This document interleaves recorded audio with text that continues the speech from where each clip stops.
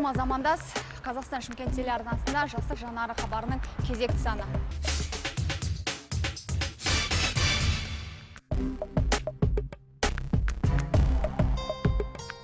Велосипедтерде сырғанаушыларды вимексшылар деп атайды. 2000 жылдардың басында қазақ елінде пайда болған осы спорт түріне қызығушылар көп бүгінде. 2008 жылдан бастап вимекс жазғы олимпиада ойындары бағдарламасына енгізілген болатын. Ендеше мұндай жарыстарға қандай велосипед керектігін бірге іздестіріп көрейік.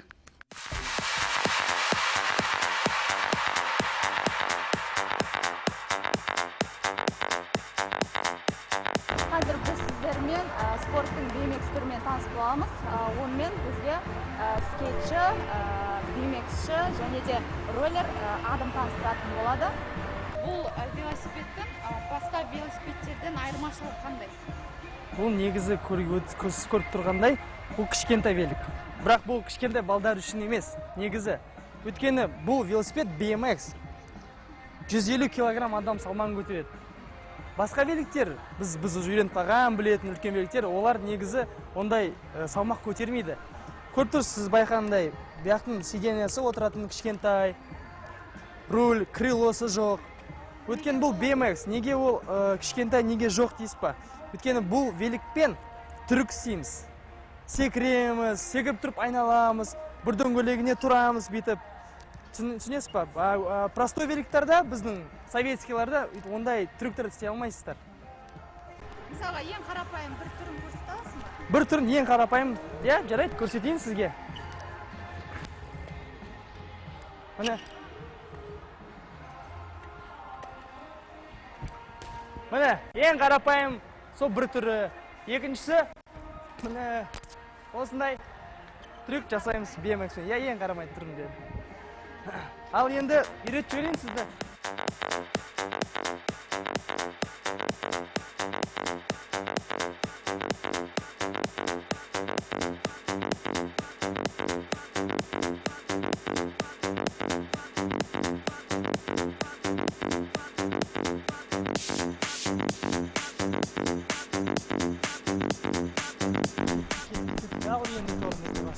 Қазақстанда скейтбордшы, BMX, сондай-ақ роллер әлі ресми спорттың санатында жоқ дегенмен бұл мәдениетті дамытып, бүкіл ғұмырын осы спорт индустриясына арнап жүргендерде баршылық.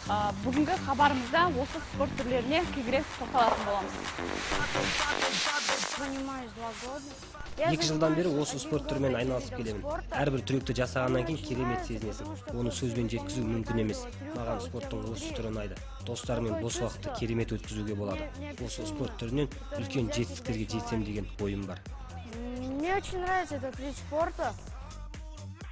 Қаланың түкпір-түкпірімен ерінбей талмай танысқан жастар велосипедтің педалін балтыры талғанша айналдыруға машықтанған.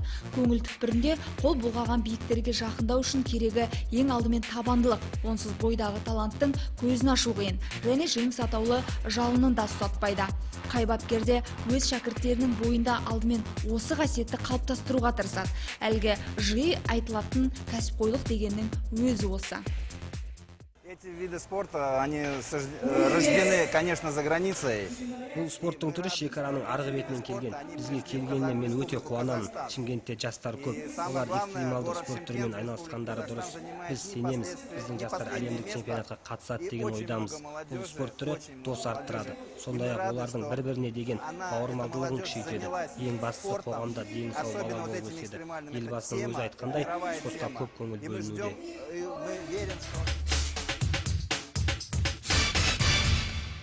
Скейтбордтың түрімен бізді дәурен үйрететін болады. Оның алғашқы ережелерімен таныстырып өтсең. Самый легкий способ взять скейт в руки это скейтті қолға алудың ең жеңіл жолы аяғымызбен бір ұшын қатты күшпен басып, оны қолымызға алуға болады. Это будет вот так. Надо сильнее придавить на этот кончик и взять в руки. Бұл скейтте қалай тебу керек? Чтобы прокатиться на нем, ставим. Скейтте сырғанау үшін өзіңізге ыңғайлы аяғыңызды тақтай бетіне қойып, екінші аяғыңызбен тебесіз. А вам, наверное, будет, может, и левая, и правая нога. Менің сол аяғым өзіме ыңғайлы, ал сіздің оң аяғыңыз ыңғайлы сияқты өзіңізге. Отталкиваемся и ставим его назад. И дальше едем. И берем скейт руки. Да, на руки. Во. А теперь прокатиться на нем. Вам правой, наверное. Да, правой ногой вперед. Левой отталкиваемся и дальше едем.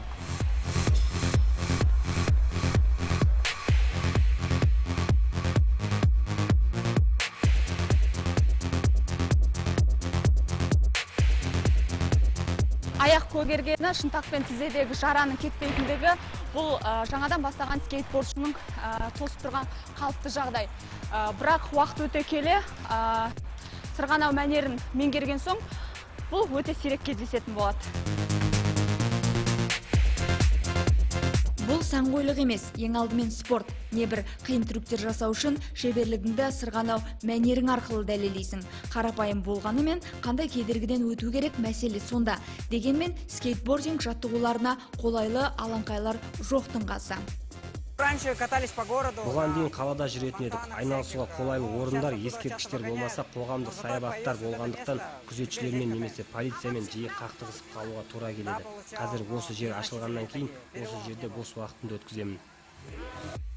Скейтборд тақтайдан, арнайы қабаттан, ілмектерден, дөңгелектермен мен подшипниктерден тұрады. Скейтбордингке арналған аяқ киімді тапки деп атайды. Скейтте отыруды мәртебе көретін балалардың көпшілігі тақтайды сатып алады. Себебі бұл керемет спорт түрі деп есептейді. По душе больше, незабываемое ощущение. Жаныма жақын, керемет көңіл күй сыйлайды. Трюк жасағанда бар әлемді өзіңе қаратқандай сезінесің. Қандай трюк жасағаның маңызды емес. Қазір 180 градусқа секіріп трюк көрсететін боламын. Очень приятно. Эйфория такая, не знаю. Жастар керек жарағын скейтшоп дүкендерінен арнайы тапсырыспен алатын көрінеді. Бос уақытында скейт тебуге шығатын скейтбордшылар көбінесе көшелердегі жоғарыдан төмен құлдилайтын жолдарға таңдау жасайды екен. Ведем именно здоровый образ жизни. Осы спорт түріне қызықтыра отырып, біз салауатты өмір салтын қалыптастырудамыз. Интернет клубтарында бос уақытты өткізгенше спирттік ішімдік, темекі шеккеннен осы дұрыс. Жастар келсін, спортпен шұғылдансын. Біз оған қуанамыз. Олар жарысқа түссе, бәсекелестік пайда болып, осы спорттың дамуына олар өз үлестерін қосады. Алаңдар бөлініп, скейт саябақтар салынса, біз сияқты дөңгелекті тақташамен сырғанап жүрген балаларға тұрғындар біртіндеп үйреніп қалатын еді дейді жастар. Жыл сайын дерлік скейттердің стилі де өзгеріп жатады. То, что мы делаем, это будет Шымкент полезно қаласының жасөспірімдері үшін біз пайдалы спорт түрімен айналысудамыз. Бұл жайдан жай ұйымдастырылған жоқ. Сондай-ақ осы спорт түрлері дамиды деген ойдамын. Әкімшілік бізге назар аударып жатса, біз көше мәдениетін дамытуға дайынбыз. Ал көп жағдайда VMAX роллер скейттерге жау емес, достық қарым-қатынаста. Жалпы серік, мына роликте қалай тұру керек және мәнерлеп сырғанаудың қандай ережелері бар? Ережелері былайынан аяғыңды іш жағын қиғаштасып ұстайсың. Іш жағын былай ішке қарай кездер, сырт жағын сыртқа қарай. Қиғаштатып осылай. Тура осылай ұстайсың. Оң аяғын еңгендатқанда кейіп оң аяғыңа күш саласың. Ал сол аяғын еңгендатқанда сәл еңгейсің, сол аяғыңа күш саласың. Іштеп бүйтіп жүресің. Жанға қарай. Аяғың бір-біріне тимеу керек. Ара қашық сақтау керек. Қаншалықты ара қашық болу керек? Ара қашықтық енді қалай айтсам 10 сантиметр, 20 сантиметр. Жалпы өзің қанша уақытта үйрендің? Өзім бір жылда жақсы үйреніп отырмын. Жалпы жастар болашақта спорттың бұл түріне мемлекет қаржы жұмсайды деген үмітте. Әрине бұмен айналысу үшін жарақат алу мүмкіндіктері көп. Дегенмен алкоголизм мен нашақорлықтан анағұрлым жақсы болды.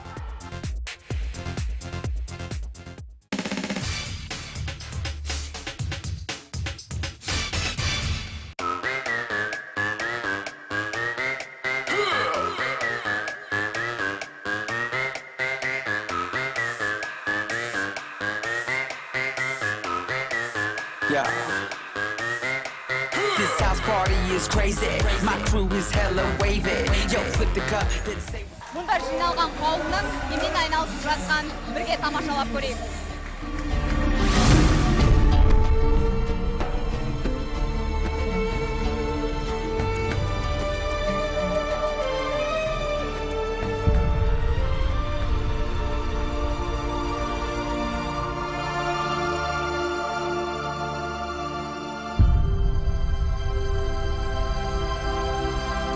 Жастар жиналғандар спорттың скейтборд, ройлер, BMX түрлерінен жарысқа түсуде. Бас аяғы 30-ға жуық үміткерлер қазылар алқасына өз өнерлерін паш етуде. Олардың қаншалықты шебер ойнайтынын бірге тамашалайтын боламыз.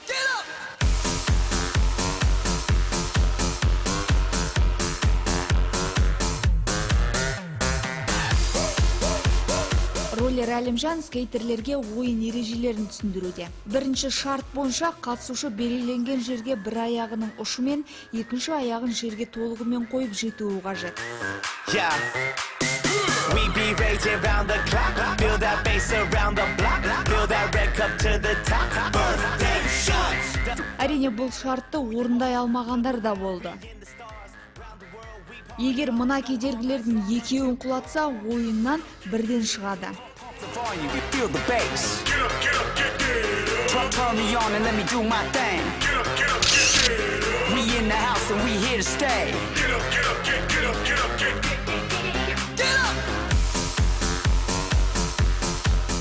Келесі шарт 8-дік белгі бойынша ойын көрсетуі қажет. Бұл ойынды ойыншылар атқара алмады.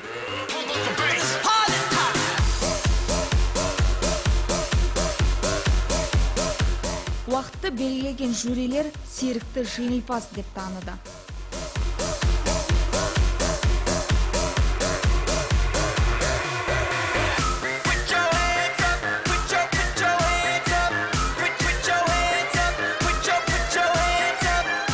Роликті айдап жүргенде ең жылдай уақыт болды. Роликті бір жылда үйрендім. Трюк жасауларды. Бұл жеңіс былай айтқанда шілей қиындыққа соққан жоқ. Қуанып тұрмын енді.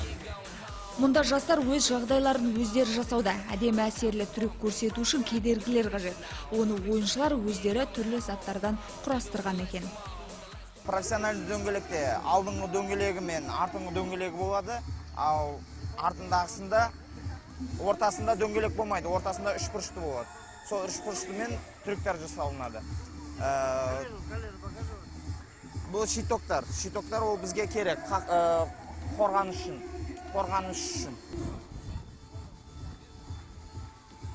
Қатерлі қимыл жасау үшін олар бізде шамамен бір айда үйреніп, даже өздерінің қызығатындар да болады оқушылардың. Сол қызыққан несімен бізді үйретеміз. Қызыққанынан тез үйренсе, олар бізге де жақсы. Ертең күні осындай жарыстарда біз шығарамыз.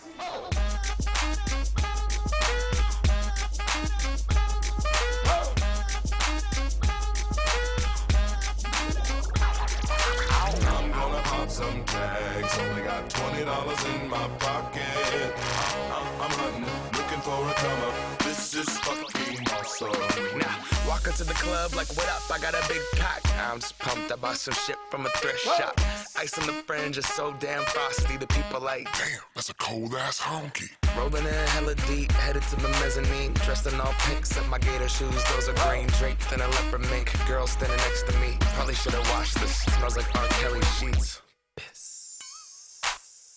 But shit, it was 99 cents. I get copping it, washing it. About to go and get some compliments. Passing up on those moccasins. Someone else has been walking in by me and grungy fucking man. I am stunting and flossing and saving my money. And I'm hella happy that's a bargain, bitch. I'ma take your grandpa style. No, for real. Ask your grandpa, can I have his hand-me-down? Velour jumpsuit and some house slippers. Dookie brown leather jacket that I found.